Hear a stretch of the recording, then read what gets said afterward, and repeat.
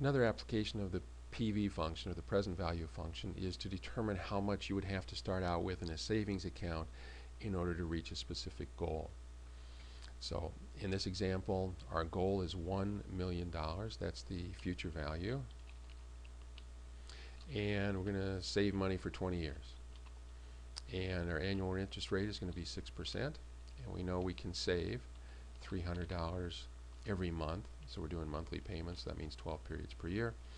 And as soon as I get all those numbers filled in up here, the NPER is computed for me by multiplying 20 times 12, and the rate per period is computed for me by dividing 6% by 12, and I get 0.5%.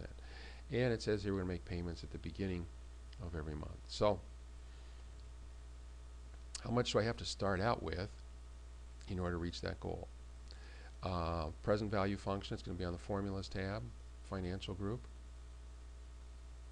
PV. Our rate, remember, is the rate per period. The number of periods is the 240. Payment is always negative. Put a minus sign and then click on the 300. Future value is my goal, and the type is going to be 1. Click on OK. And it appears that in order to reach that goal in 20 years, I'm going to have to start off with an awful lot of money, almost $250,000. So $300 a month for 20 years isn't going to do it. Let's see what happens if we increase this to 30 years, though. 30 years, we don't have to start off with $115,000 in the bank. That's still quite a bit.